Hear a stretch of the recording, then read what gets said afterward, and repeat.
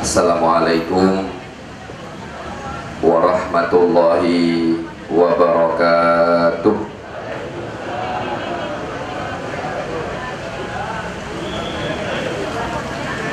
Innal hamdalillah nahmaduhu wa nasta'inuhu wa nastaghfiruh wa na'udzu billahi min syururi anfusina wa min sayyiati a'malina. Man yahdihillahu fala mudhillalah wa man yudlil fala hadiyalah. Ashhadu an la ilaha illallah wahdahu la syarika lah wa ashhadu anna Muhammadan abduhu wa rasuluhu wa safiyyuhu wa khaliluh. Salawatullahi wa salamuhu alaihi wa ala alihi wa ashabihi wa man tabi'ahum bi ihsanin ila yaumiddin wa sallama tasliman katsira. Qala Allah subhanahu wa ta'ala fi kitabihil karim, ya ayyuhalladzina amanu taqullaha haqqa tuqatih wa la tamutunna illa wa antum muslimun. Ya ayyuhan nasu taqu rabbakumul ladzi khalaqakum min nafsin wahidah wa khalaqa minha zawjaha wa batha minhuma rijalan katsiran wa nisaa'a wattaqullaha alladzi tasaaluna bihi wal arham innallaha kana 'alaikum raqiba. Ya ayyuhalladzina amanu taqullaha wa qulu qawlan sadida yuslih lakum a'malakum wa yaghfir lakum dhunubakum wa man yuti'illaha wa rasulahu faqad faza fawzan 'azima. Amma ba'du.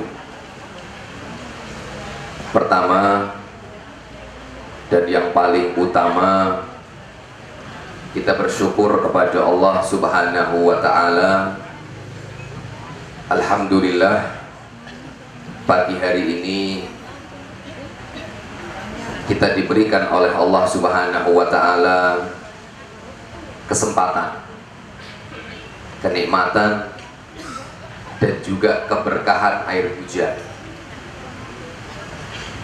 Maka dahulu, kata Aisyah radhiyallahu ta'ala anha, istri Nabi Muhammad sallallahu alaihi wasallam, beliau menyampaikan, dahulu Nabi Muhammad sallallahu alaihi wasallam idza nazalal matar, kalau air hujan itu turun, maka beliau berdoa, Allahumma sayyiban nafi'ah.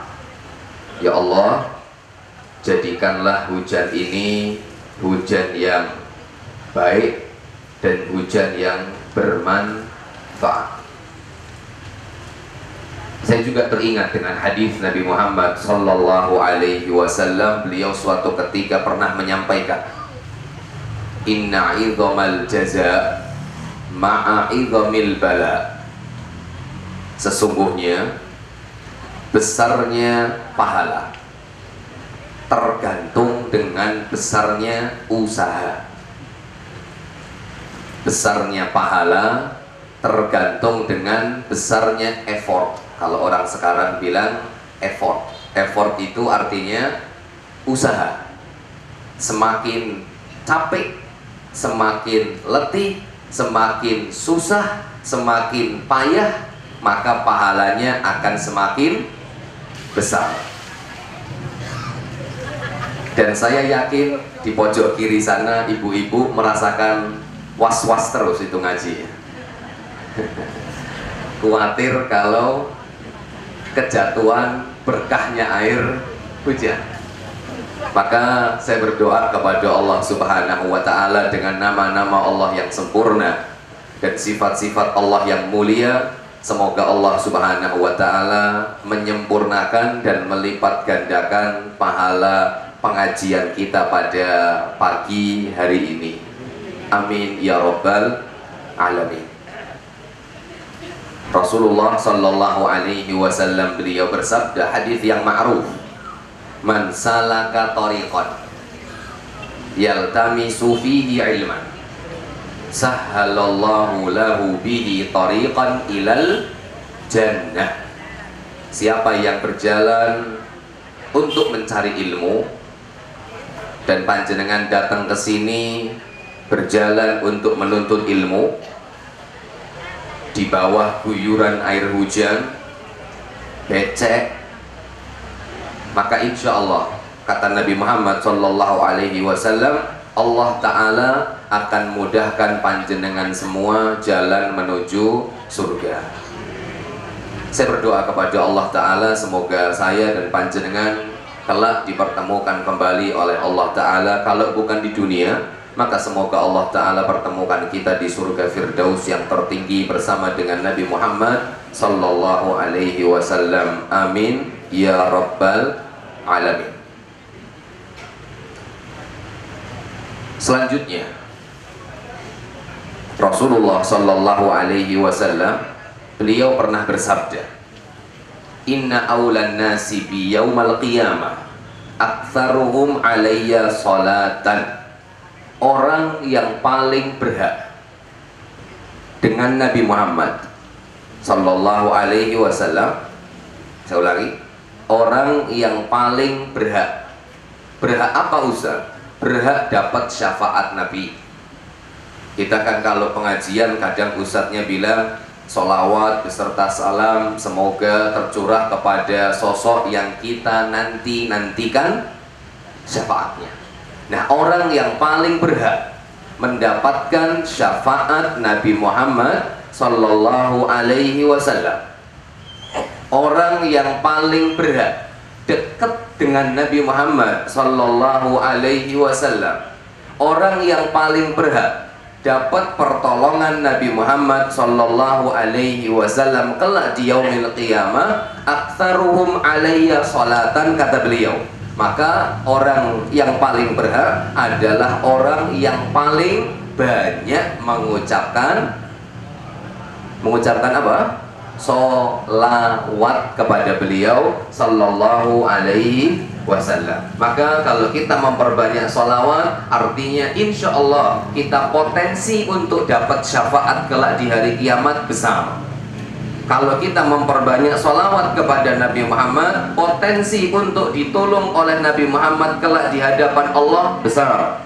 Ketika kita memperbanyak sholawat kepada Nabi Muhammad, potensi kita dekat sama Nabi Muhammad di surga Firdaus yang tertinggi semakin besar. Maka jangan pernah kita kosongi waktu untuk tidak mengucapkan sholawat kepada beliau sallallahu alaihi wasallam. Salawat dan salam semoga selalu tercurah kepada Nabi kita Nabi Muhammad sallallahu alaihi wasallam beserta keluarga, sahabat, dan juga kepada seluruh umat beliau yang tetap teguh berpegang dengan ajaran dan sunnah-sunnah beliau hingga hari kiamat kelak.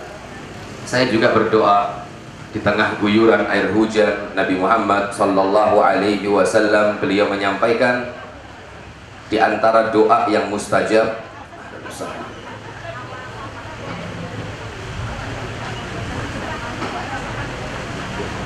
di antara doa yang mustajab adalah doa yang dipanjatkan kepada Allah Ta'ala saat air hujan itu turun.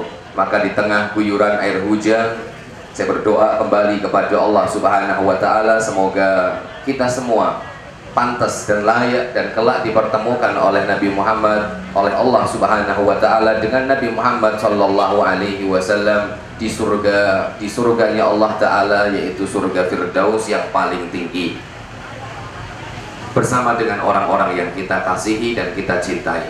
Amin ya rabbal alamin. Kemudian yang ketiga, setelah kita bersyukur kepada Allah, memuji Allah Ta'ala, mengucapkan salawat kepada beliau sallallahu alaihi wasallam, maka yang ketiga saya ingin mengucapkan hadis Nabi Muhammad sallallahu alaihi wasallam yang suatu atau pertemuan pertama saya waktu itu di sini, saya ucapkan hadis ini, dan ini saya ucapkan hadis ini kembali. Nabi Muhammad sallallahu alaihi wasallam beliau bersabda, la yashkurullah man la yashkurun nas. Orang itu tidak dikatakan bersyukur kepada Allah sampai dia berterima kasih kepada manusia. Maka melalui hadis ini, hadis yang mulia, saya mengucapkan terima kasih banyak, jazakumullahu khairan katsira, atas semua jerih payah panitia untuk melaksanakan kegiatan kajian pagi hari ini. Semoga saya ikhlas, panitia ikhlas, yang hadir juga ikhlas, sehingga pahalanya tidak sia-sia kelak di hadapan Allah Subhanahu wa taala, karena Allah taala berfirman, "Wa ma umiru illa liya'budullaha mukhlishina lahuddin." Mereka tidak diperintah kecuali untuk ibadah kepada Allah, ikhlas karena Allah Subhanahu wa taala. Innamal a'malu binniyat wa innama likulli imri'in ma nawa. Sesungguhnya amal itu tergantung dengan niatnya, maka Allah taala akan berikan pahala sesuai dengan apa yang diniatkan oleh hamba-hambanya.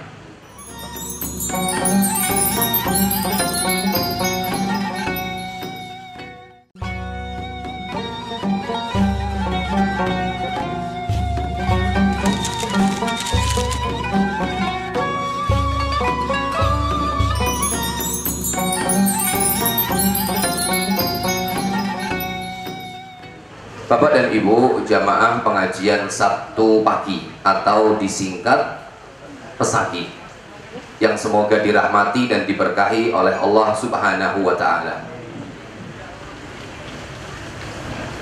Pada kesempatan pagi hari ini, di tengah cuaca yang juga mendung, bukan mendung lagi, sudah hujan, kita akan sedikit kilas balik, membaca sejarah yang pernah ditorehkan oleh Nabi Muhammad sallallahu alaihi wasallam, khususnya di akhir hayat beliau, di detik-detik di mana Nabi Muhammad sallallahu alaihi wasallam akan dicabut nyawanya oleh Allah Subhanahu wa taala. Tema kita pagi hari ini adalah detik-detik wafatnya Nabi Muhammad sallallahu alaihi wasallam. Yang punya tisu mungkin bisa disiapkan tisunya, Bu, pilih nanti nangis, karena saya pribadi baca saja untuk sekian kalinya kadang tidak kuasa untuk meneteskan air mata. Anas bin Malik radhiyallahu taala anhu, sahabat Nabi Muhammad sallallahu alaihi wasallam, kana yakhdimuhu 10 sanawat. Dahulu Anas bin Malik, beliau adalah orang yang berkhidmat di rumah Nabi Muhammad sallallahu alaihi wasallam 10 sanawat, 10 sinin, 10 tahun lamanya bareng hidup sama Nabi Muhammad sallallahu alaihi wasallam. Beliau mengatakan, demi Allah, wallahi, demi Allah, ketika Nabi Muhammad sallallahu alaihi wasallam datang ke kota Madinah, tidak ada sesuatu yang membuat Madinah tambah bercahaya melebihi kedatangan beliau. Wallahi, dan demi Allah, tidak ada yang membuat kota Madinah ini gelap gulita kecuali dengan kabar meninggalnya Nabi Muhammad sallallahu alaihi wasallam. Abu Bakar As-Siddiq radhiyallahu taala anhu, beliau ketika berjalan, beliau tidak banyak bicara. Berjalan dari rumahnya menuju rumah Nabi Muhammad sallallahu alaihi wasallam, menuju rumah Aisyah radhiyallahu taala anha. Saat itu manusia sedih, saat itu manusia nangis. Bahkan saat itu Umar ibnul Khattab radhiyallahu taala anhu mengatakan, siapa yang mengatakan Muhammad mati, maka saya akan penggal lehernya. Nabi Muhammad Shallallahu Alaihi Wasallam tidak mati. Nabi Muhammad layaknya Nabi Musa yang dipanggil untuk bertemu dengan Allah selama 40 hari dan nanti akan kembali lagi dan akan membunuh orang-orang yang mengatakan Nabi Muhammad meninggal dunia. Shock, sedih, kaget, gak terima dengan kabar kematian Nabi Muhammad Shallallahu Alaihi Wasallam. Abu Bakar berjalan dengan tenang. Beliau tidak banyak bicara. Wala yukallimun nas. Beliau nggak banyak ngomong. Beliau jalan, kemudian beliau menepuk pundaknya Abu Bakar, menepuk pundaknya Umar bin Khattab. Uskut ya Umar, diam wahai Umar. Tapi Umar tetap bicara. Abu Bakar tetap jalan, masuk ke rumah Nabi Muhammad, kemudian membuka penutup wajah yang menutupi wajah Nabi Muhammad Sallallahu Alaihi Wasallam yang mulia. Kemudian faqabbalahu, dicium oleh Abu Bakar As-Siddiq dan mengatakan tibtahayyan wa mayyitan ya Rasulullah, engkau itu baik, engkau itu wangi, engkau itu mulia wahai Rasulullah, saat engkau masih hidup dan saat engkau telah wafat. Dicium oleh Abu Bakar, tibtahayyan wa mayyitan ya Rasulullah, kemudian ditutup kembali, kemudian Abu Bakar keluar dan Abu Bakar berkhutbah saat itu, ya ayyuhan nas, wahai manusia, man kana minkum ya'budu Muhammadan fa innahu qad mat. Wahai manusia, siapa saja di antara kalian yang menyembah Muhammad, maka sesungguhnya Nabi Muhammad telah wafat. Wa man kana ya'budullaha fa innallaha hayyun la yamut. Dan siapa saja yang menyembah Allah Subhanahu wa taala, maka ketahuilah Allah taala Maha hidup dan Allah tidak akan pernah mati. Setelah itu Abu Bakar As-Siddiq radhiyallahu taala anhu membacakan ayat. Allah Ta'ala berfirman, wa ma Muhammadun illa rasul qad khalat min qablihi rusul. Tidaklah Muhammad itu kecuali utusan Allah Ta'ala. Sudah berlalu utusan-utusan Allah. Datang utusan, meninggal. Datang utusan, meninggal. Datang utusan, meninggal. Datang utusan, meninggal. Dan Nabi Muhammad adalah utusan Allah yang merupakan sunnah Allah. Kalau utusan itu sudah selesai, maka Allah Ta'ala akan mengambil nyawanya kembali. Wa ma Muhammadun illa rasul. Tidaklah Nabi Muhammad kecuali seorang utusan Allah Ta'ala. Qad khalat min qablihi rusul, telah lewat, telah berlalu para rasul-rasul Allah subhanahu wa ta'ala. Bapak Ibu jamaah yang semoga dirahmati dan juga diberkahi oleh Allah subhanahu wa ta'ala, kita akan bicara itu sedikit gambaran di akhir Nabi Muhammad Sallallahu Alaihi Wasallam menghembuskan nafas beliau. Kita sekarang akan kembali melihat detik-detik hari-hari sebelum Nabi Muhammad Sallallahu Alaihi Wasallam wafat. Pertanyaannya, gak ada hadiah. Hadiahnya ada, insya Allah. Jazakallah khair. Doa semoga masuk surga. Hadiahnya atau pertanyaannya, kapan Nabi Muhammad atau di tahun berapa Nabi Muhammad wafat? Nah, di tahun berapa Nabi Muhammad Sallallahu Alaihi Wasallam wafat? Lupa Ustaz? Ya tidak apa-apa. Oh, saya takut riak Ustaz. Tidak apa-apa juga. Nabi Muhammad Sallallahu Alaihi Wasallam wafat pada tahun 11 Hijriah. Pada tahun berapa? 11 Hijriah. Tepatnya tanggal 12 bulan Rabiul Awal, hari Senin. Tapi yang ingin saya garis bawahi terlebih dahulu adalah tahun di mana Nabi Muhammad Sallallahu Alaihi Wasallam meninggal dunia. Tahun berapa tadi? Tahun 11 Hijriah. 1 tahun sebelumnya, berarti tahun ke-10 Hijriah. 10 tahun setelah Nabi Muhammad Sallallahu Alaihi Wasallam tinggal di kota Madinah. 10 tahun setelah Nabi Muhammad melewati hari-hari suka, sedih, senang, duka, perang, sholat bareng sama sahabat-sahabatnya di kota Madinah, kurang lebih 10 tahun, tepatnya di bulan Ramadan. Rasulullah Sallallahu Alaihi Wasallam biasanya kalau datang bulan Ramadan beliau iktikaf, dan iktikaf yang dilakukan Nabi Muhammad di Ramadan biasanya hanya 10 hari. Tapi di Ramadan tahun ke-10 Hijriah. Berarti ini menjadi Ramadan terakhir Nabi Muhammad SAW, karena Nabi Muhammad meninggal bulan Rabiul Awal. Beliau SAW diceritakan oleh Aisyah radhiyallahu ta'ala cerita bahwa Nabi Muhammad SAW pernah bersabda, Inna Jibril kana yu'aridhunil Qur'an kulla sanatin marrah wa innahu aradhanil 'am marratain. Kata Aisyah, beliau pernah dengar Nabi Muhammad SAW bersabda, Jibril biasanya datang kepada aku, kita murojaah Al-Quran bersama, kita mudarosah, saling belajar Al-Quran bersama. Kata Nabi Muhammad sama Jibril setiap Ramadan belajar Quran bareng. Berapa kali setiap tahun atau setiap tahun? Kulla sanatin marrah. Setiap tahun belajar murojaah, mereview ulang Al-Quran marrah, 1 kali.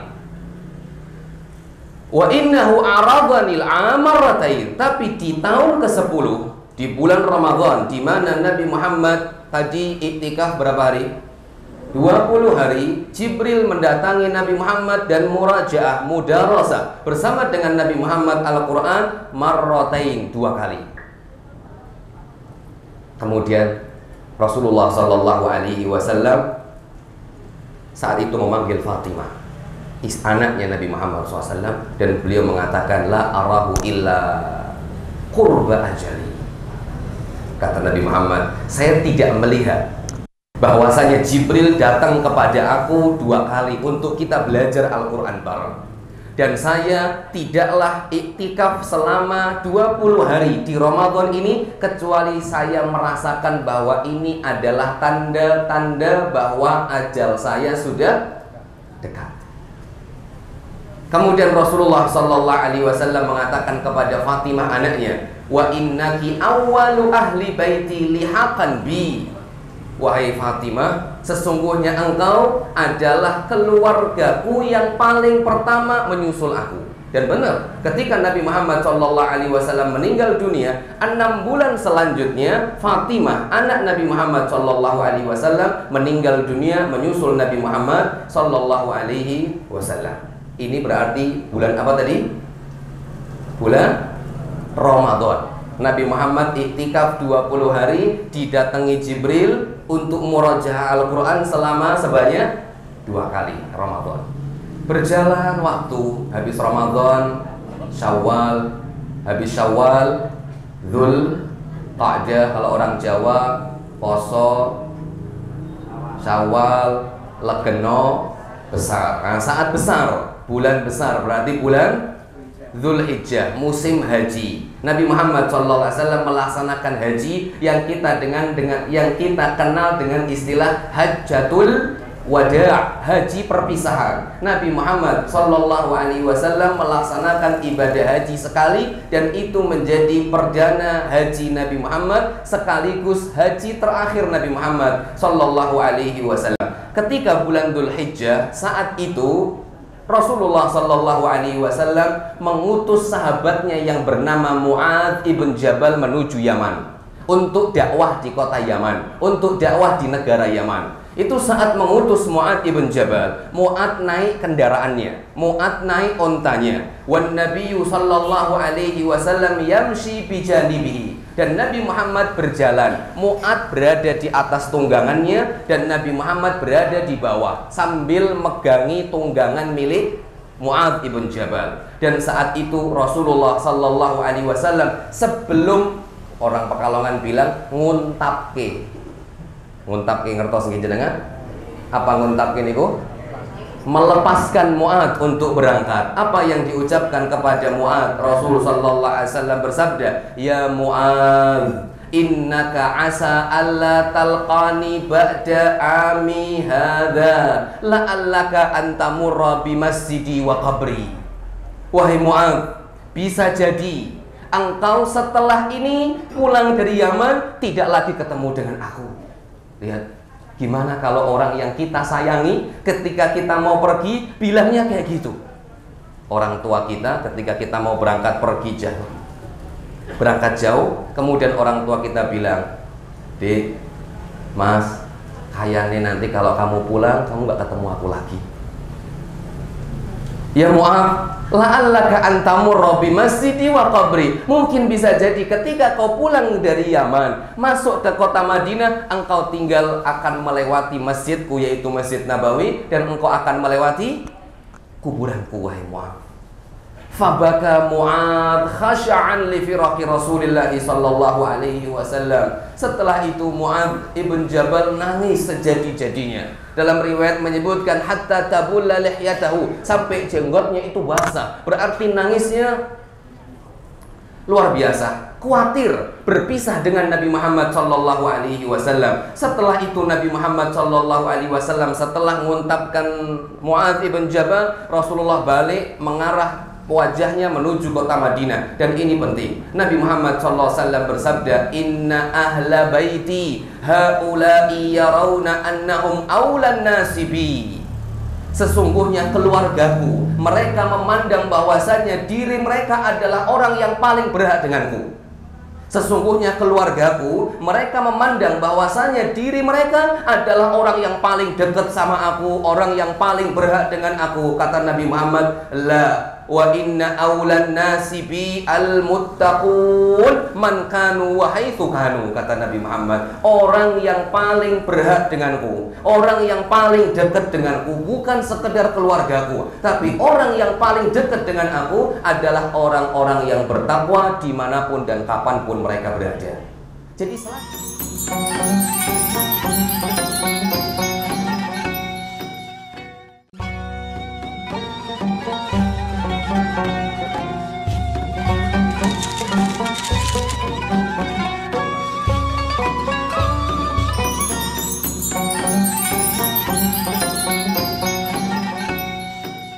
Jadi selama kita bertakwa kepada Allah Subhanahu wa Ta'ala, ini kata Nabi Muhammad, orang yang bertakwa adalah orang yang paling dekat dengan Nabi Muhammad Sallallahu Alaihi Wasallam. Ini tanda-tanda. Bulan apa tadi? Bulan besar, bulan Dzulhijjah. Berangkatlah Nabi Muhammad melaksanakan ibadah haji. Itu tadi sebelum melepas Mu'adz ibn Jabal. Setelah itu Nabi Muhammad melanjutkan perjalanan menuju atau melaksanakan ibadah haji di tanggal 9 Dzulhijjah. Hari apa itu berarti? Hari Arafah. Ketika orang-orang sedang wukuf di Arafah, ba'da zuhur sampai menjelang maghrib.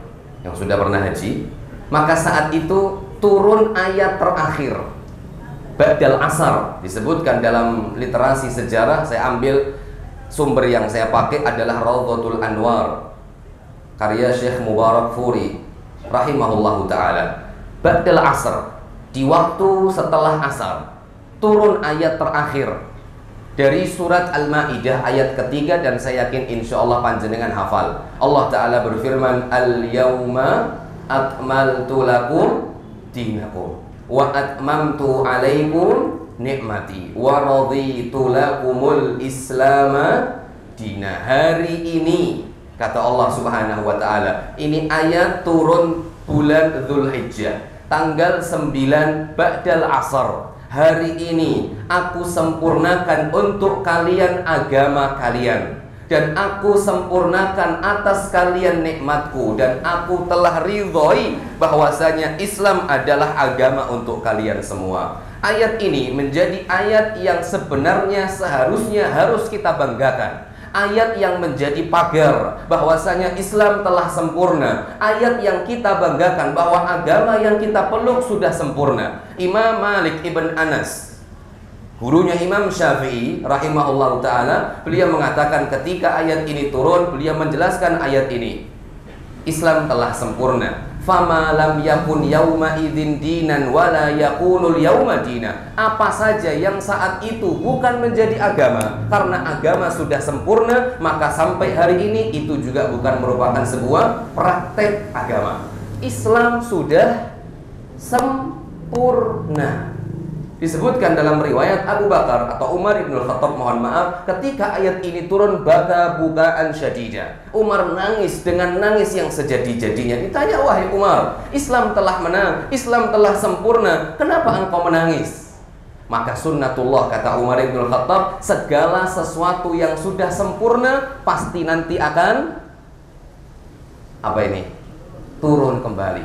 Ada syair Arab mengatakan, likulli syai'in idza ma tamma nuqsanu fala yugharra bi bil 'aisy insanu. Kalau hidup itu sudah klimaks pada puncaknya, pasti lambat laun akan turun. Yang umurnya sudah 40 tahun, puncak kesempurnaan umur manusia, habis itu turun. Manusia diciptakan awalnya lemah, habis lemah jadi kuat, habis kuat lemah lagi. Awalnya ngerengek, awalnya rewes, habis itu sudah dewasa, kuat, semuanya bisa sendiri, habis itu ngerengek dan rewes lagi. Oke. Iya. Bapak Ibu jamaah yang semoga dirahmati dan diberkahi oleh Allah Subhanahu wa taala. Semoga Allah taala jadikan kita di akhir hayat kita husnul khatimah. Amin ya rabbal alamin. Oke. Setelah ayat itu turun, Nabi Muhammad sudah kerasa. Al-yauma akmaltu lakum dinakum wa atmamtu alaikum nikmati wa raditu lakumul Islam madina. Tadi turun badal asar. Setelah mau maghrib, kita semua tahu jamaah haji ketika di Arafah, setelah matahari terbenam, kemana mereka pergi? Musdalifah. Mereka berangkat menuju Musdalifah, dan saat perjalanan menuju Musdalifah, Nabi Muhammad SAW diceritakan oleh Jabir bin Abdullah radhiyallahu taala anhu. Beliau cerita, afadha Rasulullah sallallahu alaihi wasallam min Arafah wa alaihi sakinah wa amara bis sakinah. Saat perjalanan menuju Musdalifah, Nabi Muhammad sallallahu alaihi wasallam tenang jalannya.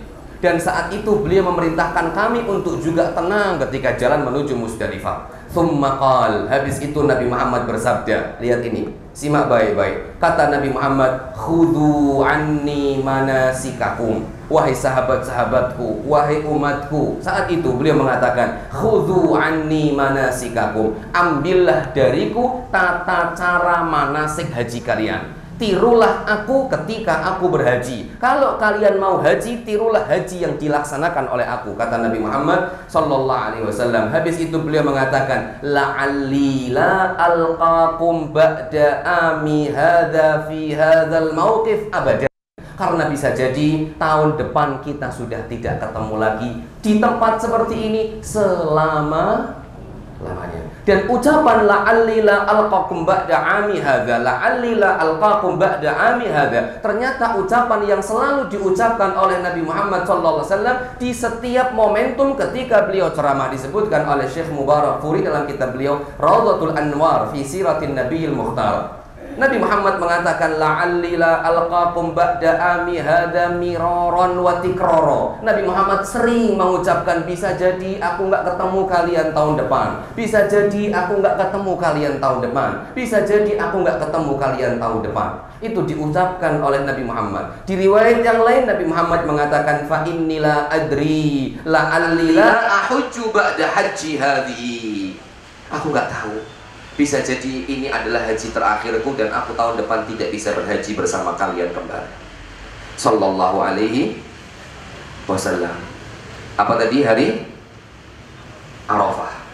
Ketika maghrib perjalanan menuju Musdalifah. Hari Arafah, habis itu tanggal 10 Yaumun Nahar, habis itu tanggal 11, atau yang kita kenal dengan hari apa? 11, 12, 13 itu hari Tasyrik. Thani ayyami tasyrik, hari kedua di hari-hari tasyrik. Berarti tanggal berapa? Tanggal 12. Ya, tanggal 12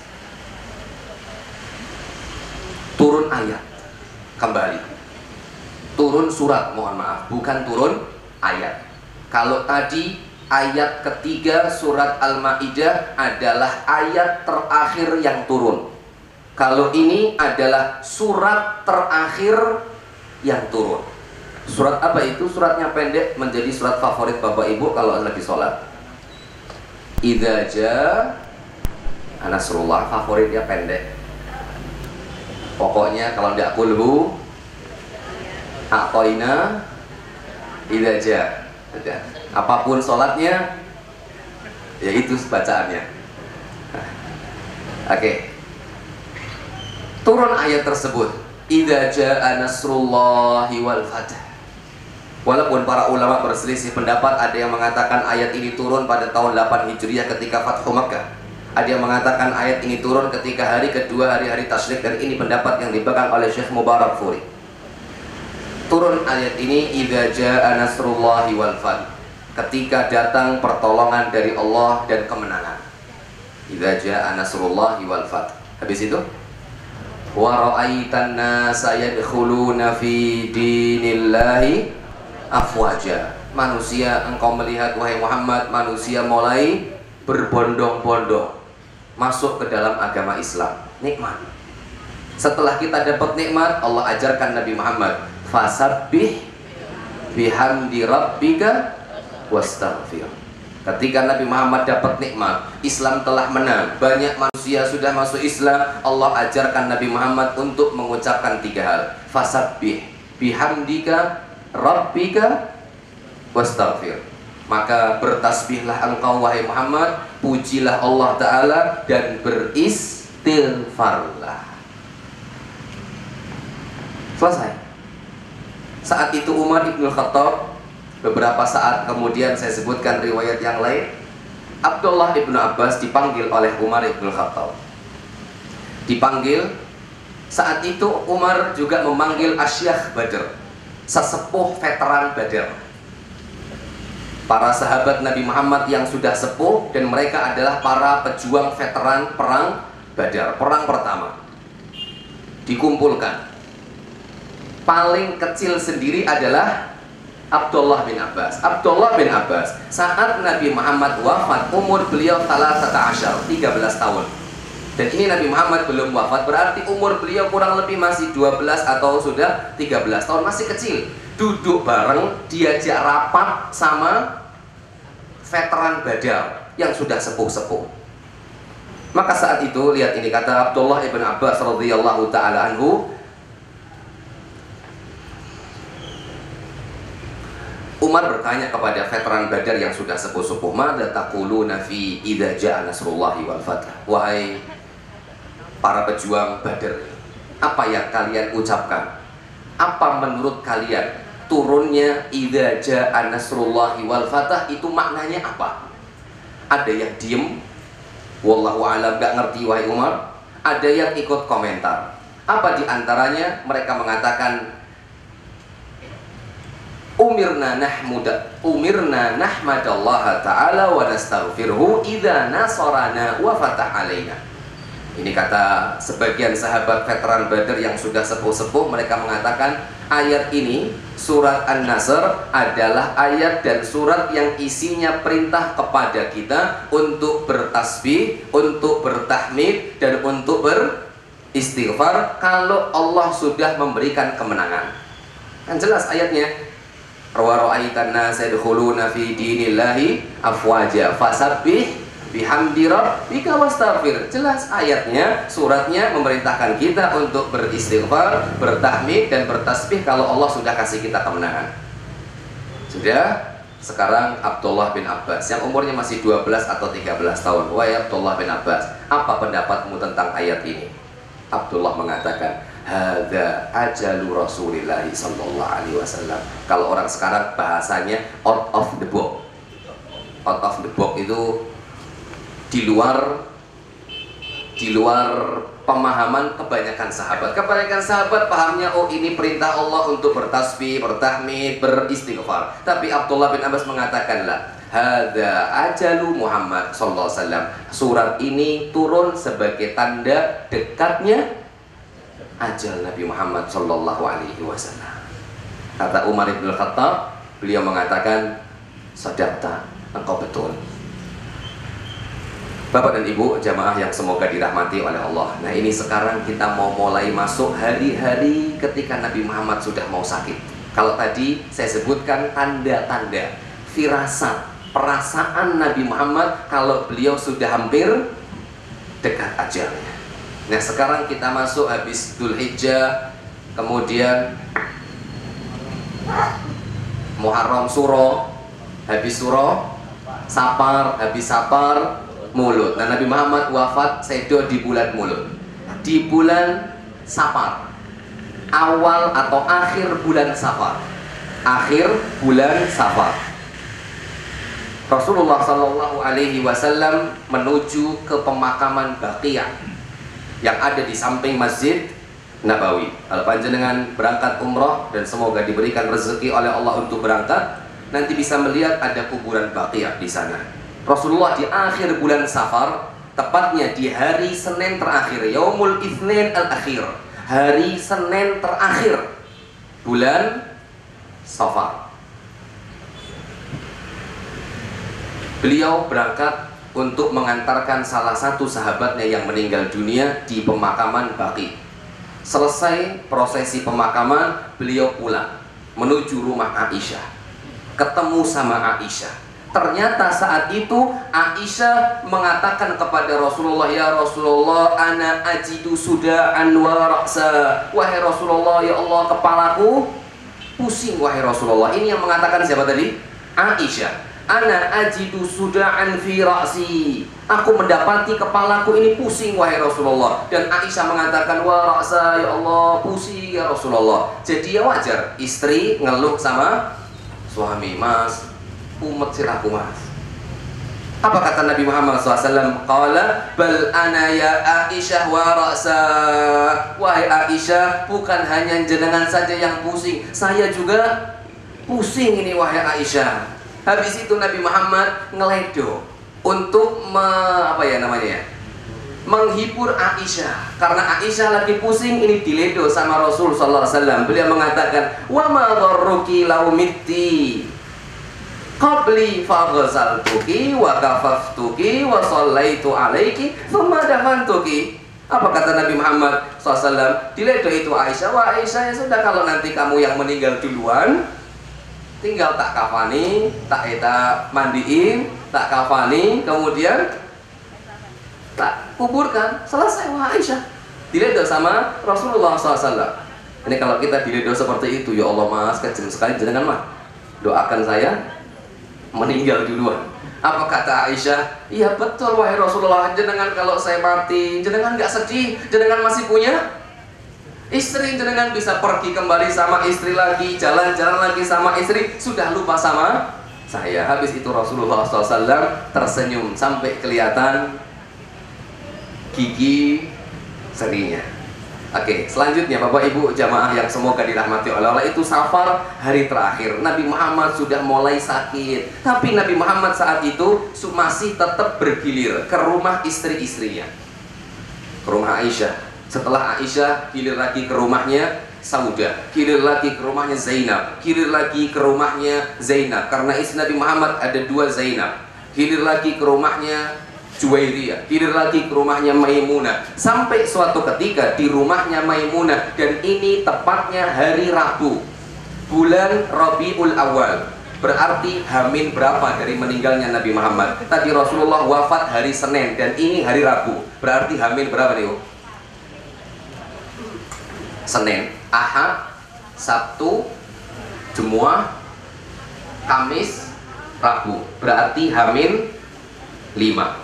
Ini kita sudah mulai masuk detik-detik wafatnya Nabi Muhammad Sallallahu Alaihi Wasallam. Dan bukan ingin cerita sekedar detik-detik wafatnya Nabi, kita nanti akan lihat apa wasiat-wasiat yang diucapkan oleh Rasulullah Sallallahu Alaihi Wasallam. Dan ini yang lebih penting, orang ketika mau meninggal dunia mesti menyampaikan wasiat. Dan kita lihat wasiat Nabi Muhammad Sallallahu Alaihi Wasallam ketika di akhir-akhir hayat beliau, Hamin 5.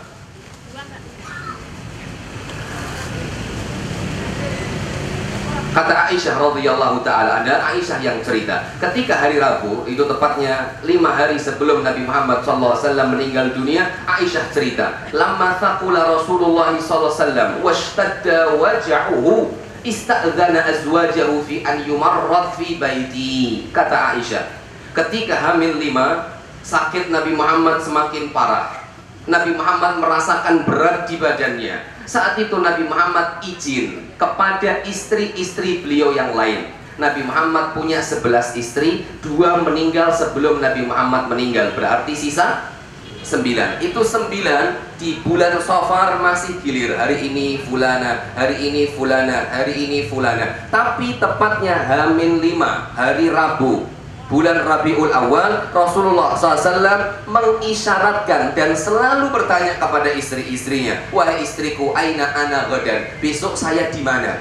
Di rumahnya Maimunah nanya, besok saya di mana? Di rumahnya Sauda, besok saya di mana? Di rumahnya Zainab, besok saya di mana? Terus ketika muter di rumah istri-istrinya, Nabi Muhammad selalu mengatakan aina ana ghadan, besok saya di mana? Ini maksudnya istri-istrinya paham, Nabi Muhammad pingin ditaruh di rumahnya Aisyah radhiyallahu taala anha. Akhirnya istri-istrinya sepakat, dibawalah ke rumah Aisyah. Lihat Bapak Ibu, bagaimana Nabi Muhammad berangkat dari rumahnya Maimunah menuju rumahnya Aisyah. Aisyah yang cerita. Lihat ini. Fa kharaja Rasulullah sallallahu alaihi wasallam baina rajulaini takhuttu rijlahu fil ard. Nabi Muhammad keluar dari rumahnya Maimunah menuju rumahnya Aisyah, enggak jauh. Itu gimana caranya? Beliau dipapah. Beliau takhuttu rijlahu fil ard. Takhuttu rijlahu itu kakinya seperti membuat garis. Maksudnya kakinya sudah tidak lagi bisa jalan. Kakinya cuma nyeret. Jadi seakan-akan kaki beliau membuat garis. Itu maksudnya takhuttu rijlahu fil ard. Cuman diseret aja, dipapah. Sebelah kanan, sebelah kiri, pokoknya dipapah sama dua orang. Siapa dua orang ini? Ingat, yang pertama atau yang satu nggak disebutkan mana yang kanan, mana yang kiri. Dipapah oleh sepupu beliau. Yang pertama dipapah sama Fadl bin Abbas, sepupu Nabi Muhammad, adiknya Abdullah bin Abbas. Satunya lagi dipapah sama Ali bin Abi Thalib radhiyallahu taala anhuma. Dipapah sama dua sepupu beliau dari rumahnya Maimunah. Beliau sudah nggak bisa ngapa-ngapain, beliau hanya menyeretkan kakinya. Dipapah oleh dua orang laki-laki. Siapa tadi namanya? Fadl bin Abbas, dan yang kedua Ali bin Abi Thalib radhiyallahu taala anhu. Masuklah ke rumah masuklah ke rumah Aisyah radhiyallahu taala anha dalam keadaan Nabi Muhammad panas sekali badannya. Kelihatan dari wajahnya beliau sakit semakin parah disebabkan karena dulu daging kambing yang pernah beliau makan dan ternyata di situ ada racunnya.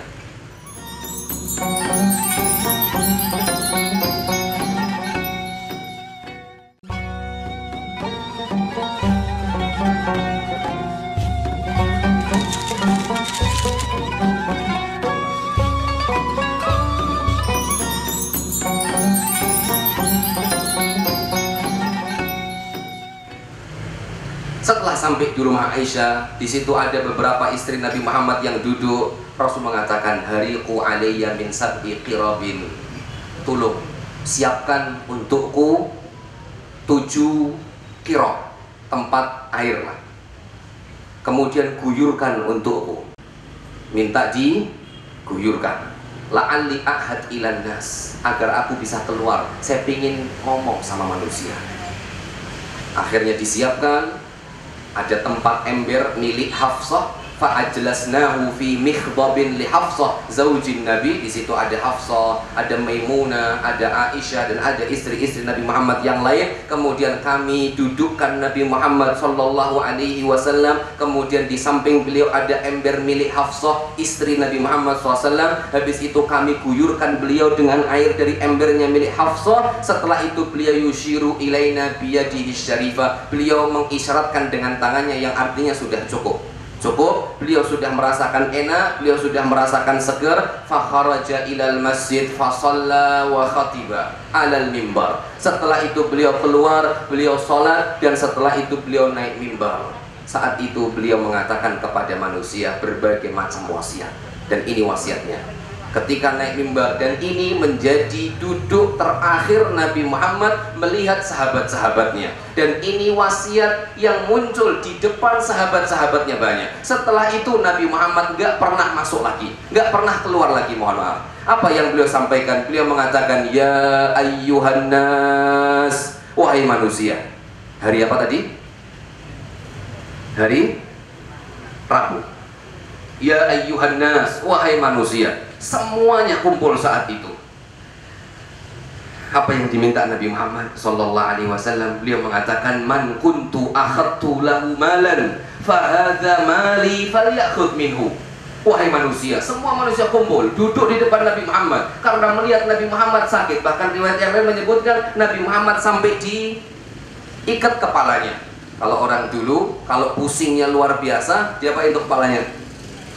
Diikat. Nah itu Nabi Muhammad seperti itu, kepalanya diikat. Saking pusing dan beratnya yang dirasakan sama Nabi Muhammad. Keluar Nabi Muhammad mengatakan, ya ayyuhan nas, wahai manusia. Yang diucapkan di antara yang disampaikan Nabi Muhammad, beliau tidak ingin berbuat zalim saat beliau meninggal dunia.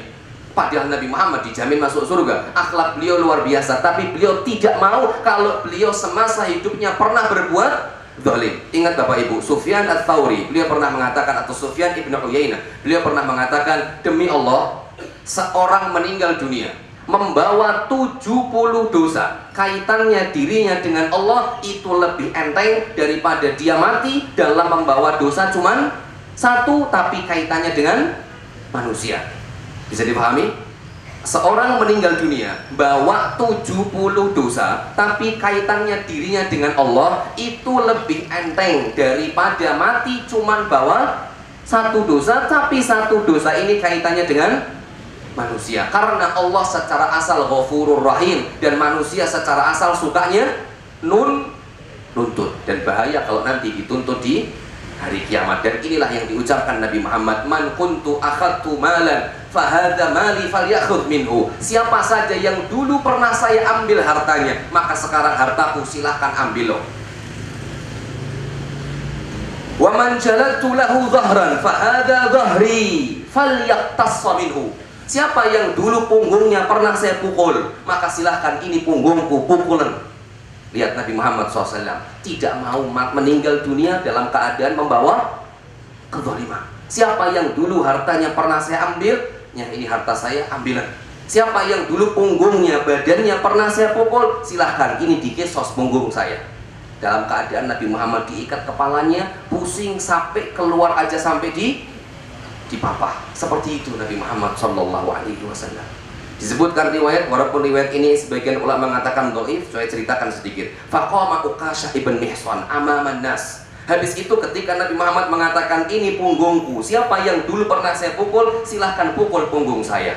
Habis itu Uqashah berdiri, sahabat Nabi Muhammad berdiri di tengah manusia, dan beliau mengatakan, ya Rasulullah, ama innaka qad talabtal qisas mink fa ana uridu an aqtassa mink. Wahai Rasulullah, karena jenengan bilang ini punggungku, silahkan yang mau kisos, maka sekarang saya mau mengkisos ya Rasulullah. Ternyata Uqashah ibn Mihsan dulu bagian perutnya pernah diapain sama Nabi Muhammad? Dipukul. Ini ceritanya. Wa dzalika annaka yauma kunta tusawwis sufuf yauma Badr. Dulu saat perang Badr, berarti saat awal-awal itu. Dulu saat perang Badar, wahai Rasulullah, engkau tusawis sufu, engkau sedang meluruskan sof pasukan perang. Ta'antani bi aso kanat fi yadika fi khasirati wa qad alamtani. Dulu ketika engkau meluruskan sof, engkau pukul saya di bagian perut, dan itu menyakitkan saya ya Rasulullah. Wa anta aradta nafsaka lil qisas, dan hari ini engkau meminta dirimu agar engkau dikisos, maka hari ini saya ingin mengkisos ya Rasulullah. Faqama Aliun, Ali berdiri saat itu. Ali berdiri, wahai Uqashah bin Mihsan, jangan kau pukul Rasulullah, tapi pukul saja saya. Kok kejem banget jenengan? Ini Nabi Muhammad keluar di tali kepalanya, Nabi Muhammad keluar di papat, kemudian engkau minta mau mukul apa namanya ini? Perut Rasulullah SAW. Ana fil qisasi fida'an lahu, kata Ali. Saya menjadi fida, pengganti Nabi Muhammad. Saya menjadi pengganti Nabi Muhammad. Silahkan pukul saya, kisos saya, saksukamu. Itu kata Ali bin Abi Thalib. Faqala sallallahu alaihi wasallam, maka Nabi Muhammad mengatakan, la ya Ali, bal yaqtassu minni. Enggak ya, sudah duduk-duduk, biar dia kisos saya. Karena dulu saya yang mukul, biar dia mukul saya. Gimana itu rasanya? Kalau sekarang seperti itu, jenengan marah dah itu sama orang tadi. Allah, kejam sekali ini orang. Fa'amara bil asallati kanat ma'ahu fa'utiya biha, maka Nabi Muhammad minta untuk tongkat yang dulu pernah dipakai Nabi Muhammad dikeluarkan dan diberikan kepada Uqashah. Wahai Uqashah, ini tongkat yang dulu saya pernah pukul Anda, silahkan pukul saya. Aduh, jamnya sudah mepet ini. Farafa'a Ukashah asafi yadihi wattajaha nahwal mimbar. Habis itu Ukashah ambil tongkatnya berjalan menuju mimbar. Wartafa'a sautul buka'i fil masjid. Saat itu manusia nangis. Ya menangis. Nabi Muhammad kondisinya seperti ini masih mau dikisos. Nangis seketika itu. Histeris suasana Masjid Nabawi. Mauqif min asyaddil mawaqif ala ashabi Muhammad sallallahu alaihi wasallam, habibuhum fi maradhihi syadid wa sahabi yaqtasu bih. Saat itu ya Allah, suasananya histeris. Nabi Muhammad seperti itu kondisinya. Ada sahabat yang mau mukul Nabi Muhammad sallallahu alaihi wasallam. Falamma wasala Ukashah ilal mimbar alqal asa min yadihi. Setelah Ukashah sampai di depan mimbar, disebutkan dalam riwayat yang lain, ya Rasulullah, dulu engkau pukul saya, nggak ada baju saya, jadi langsung mukulnya nempel di kulit saya. Jadi mohon dibuka juga itu baju anda, wahai Rasulullah. Yuk tambah. Ya Allah, kok ngunu sih Ukashah? Ngunu ya ngunu, tapi ada ngunu. Histeris ini, apa yang terjadi? Setelah itu ketika mau dipukul, alqal asa min yadihi. Asa itu tadi tongkatnya dibuang. Tsumma dhammal jismas syarif. Habis itu badan Nabi Muhammad diapain? Dipeluk oleh laki-laki tadi. Kemudian dicium oleh laki-laki tadi. Wa baka bukaan syadida. Saat itu Ukashah menangis sambil mengatakan, jismi li jismika fida'an ya Rasulullah. Badanku ini sebagai tameng untuk badanmu. Bagaimana mungkin saya akan mukul badanmu ya Rasulullah? Kalau ada orang yang mau mukul jenengan, badanku siap untuk dipukul. Lalu bagaimana mungkin saya mukul panjenengan ya Rasulullah? Jismi li jismika fida'an ya Rasulullah. Fadajjal masjid bil buka. Yo tambah histeris suasana masjidnya. Ini Rasulullah sallallahu alaihi wasallam. Bapak Ibu, lihat Nabi Muhammad di akhir hidupnya tidak mau berbuat zalim. Beliau ingin melepaskan kezaliman yang dulu mungkin beliau lakukan. Padahal Nabi Muhammad tidak mungkin berbuat zalim. Lalu bagaimana dengan kita? Banyak kita meninggal dunia, di saku kita masih ada hak milik orang lain dan kita bisa tertawa. Bagaimana dengan kita ketika kita sakit, kemungkinan mau meninggal dunia, kita masih bisa tertawa. Padahal di luar sana banyak orang yang dulu sakit hati karena lisan kita. Di luar sana banyak orang yang punggungnya memar karena pukulan kita dahulu. Inna abdan khayyarahu Allahu baina an yu'tiyahu min zahrati dunya ma syaa wa baina ma indahu fakhtara ma indahu. Habis itu Nabi Muhammad mengatakan, wahai sahabat-sahabatku, ada seorang hamba yang dia dikasih pilihan sama Allah antara dikasih dunia dan antara milih apa yang ada di sisi Allah Ta'ala. Dan hamba tadi lebih memilih apa yang ada di sisi Allah. Saat itu manusia tenang biasa aja karena taunya Nabi Muhammad sedang cerita. Jadi ada loh orang hamba yang dikasih pilihan sama Allah. Pilihan pertama dunia dan seisinya, pilihan kedua mau ketemu sama Allah, tapi hamba tadi lebih milih ketemu sama Allah. Para sahabat belum ngeh. Saat itu langsung Abu Bakar menangis. Orang-orang saat itu, mahadal ajuz, ini gimana ajuz? Ajuz itu orang tua, karena Abu Bakar sudah tua, umur 61, selisih 2 tahun Nabi Muhammad dengan Abu Bakar. Apa ini Abu Bakar kok nangis? Orang sepuh ini kok nangis? Kenapa? Nabi Muhammad lagi cerita kok malah nangis. Apa kata Abu Bakar As-Siddiq?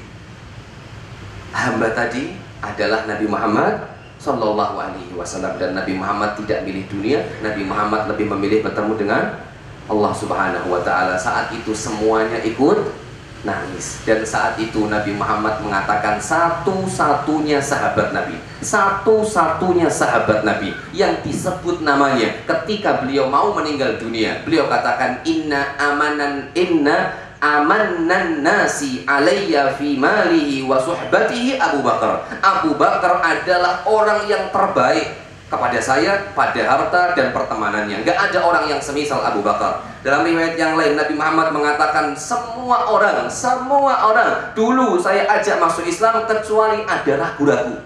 Masuk nggak ya? Nanti mau bilang istri dulu, mau musyawarah dulu, mau rembukan dulu, semuanya kecuali Abu Bakar As-Siddiq. Ditawari Islam, langsung masuk Islam. Itu Abu Bakar As-Siddiq. Nggak ada. Dan habis itu Nabi Muhammad mengatakan, kullu babin, semua pintu, la yabqayanna fil masjid khawkhah illa khawkhatu Abi Bakar. Tidak ada khawkhah. Khawkhah itu lebih kecil daripada jendela, ya, kurang lebih seperti itu. Di Masjid Nabawi masih ada, di atasnya tulisan hadhihi khawkhatu Abi Bakar.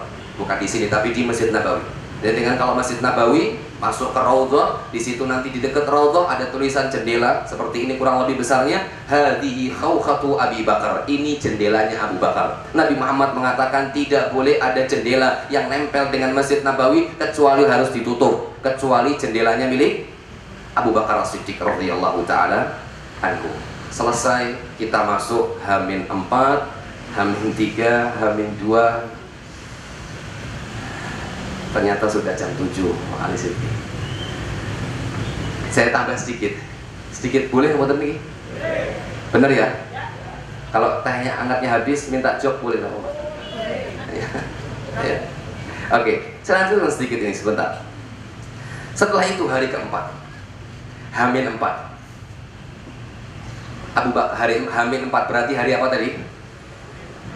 Tadi hari Rabu. Sekarang berarti hari Kamis. Abdullah bin Abbas ketika cerita wafatnya Rasulullah, beliau nangis dan beliau mengatakan yaumal khamis, yaumal khamis, hari Kamis, hari Kamis. Karena ingat, itu adalah hari di mana Nabi Muhammad SAW mulai sakit parah. Habis itu Abdullah bin Abbas cerita, ada apa dengan hari Kamis wahai Abdullah bin Abbas? Beliau mengatakan ishtadda bi Rasulillahi waja'u wa alamu. Semakin parah sakit yang dirasakan oleh Nabi Muhammad sallallahu alaihi wasallam. Itu yang dirasakan sama Nabi Muhammad.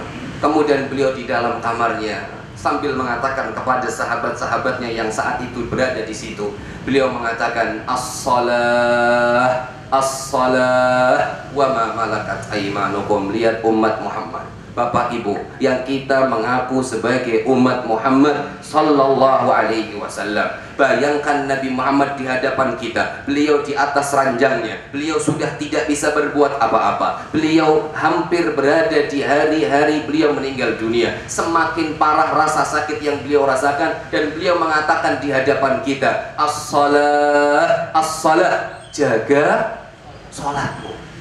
Ini yang diminta sama Nabi Muhammad sallallahu alaihi wasallam di akhir hayat beliau. Maka siapa yang mengaku keluarga atau siapa yang mengaku umat Nabi Muhammad, maka jaga S-H-O-L-A-T, sholat. Orang-orang dulu mengatakan Islam itu, Ustaz, itu ternyata adalah kepanjangan dari nama sholat, Ustaz. Oh, apa iya Pak? Iya betul Ustaz. Islam, I-nya apa itu? Isya. S-nya subuh. L-nya karena orang Pekalongan jadi bukan duhur tapi luhur. A-nya asar, M-nya maghrib. Orang Islam tapi nggak isya tinggal selam, nggak subuh tinggal lam, nggak asar tinggal M, terus nggak maghrib.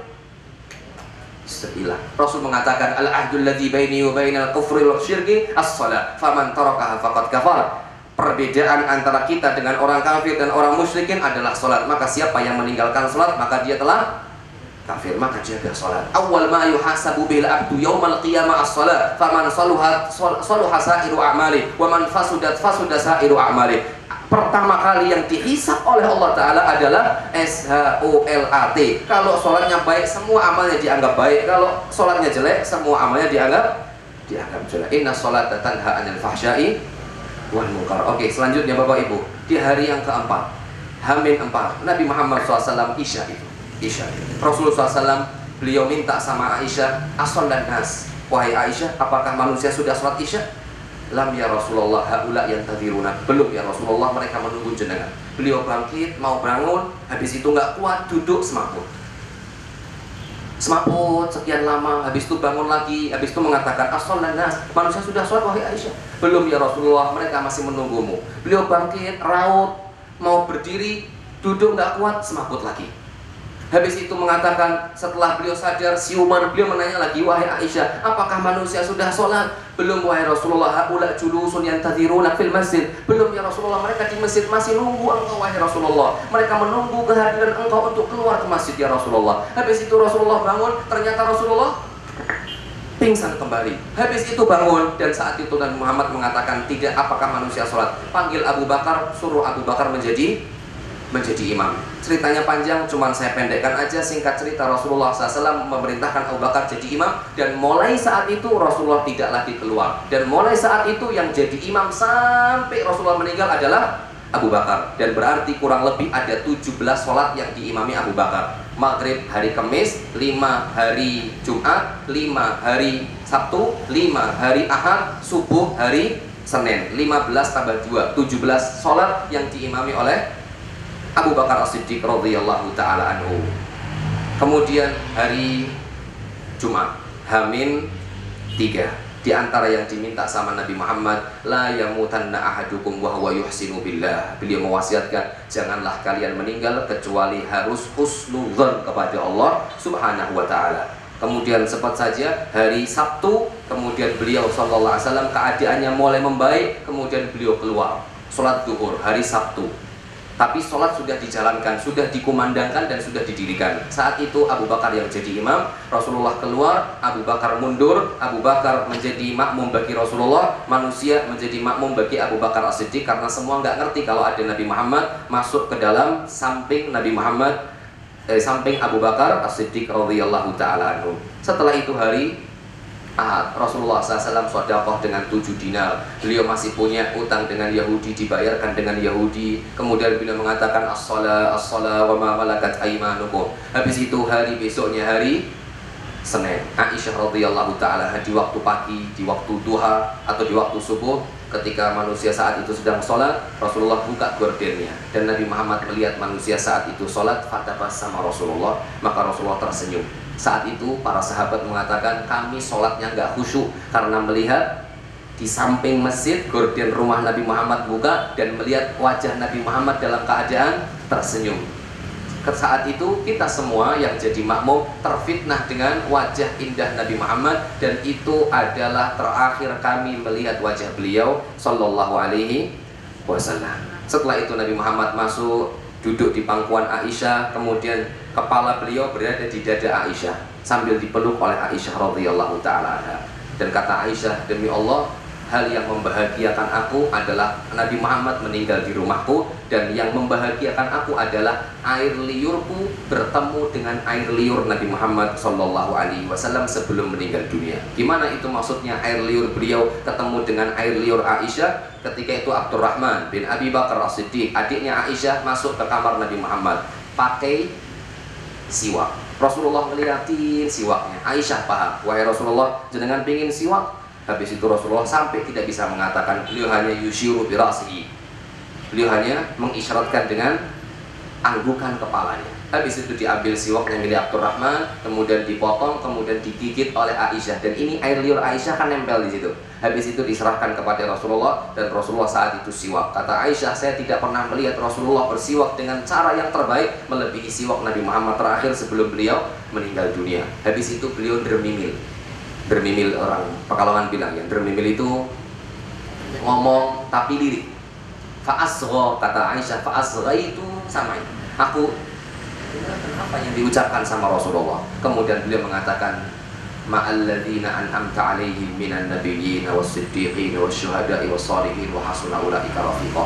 Semoga bersama dengan para nabi, semoga bareng sama orang-orang soleh, semoga bareng sama syuhada, semoga bareng sama orang-orang siddiqin, karena mereka semua adalah teman terbaik. Habis itu Nabi Muhammad mengatakan, Allahumma gfirli warhamni walhiqni birrafiqil a'la, birrafiqil a'la, Allahumma rafiqil a'la, Allahumma rafiqil a'la, Allahumma rafiqil a'la, sambil terus mengatakan Allahumma rafiqil a'la 3 kali. Yang ketiga, Allahumma rafiqil a'la,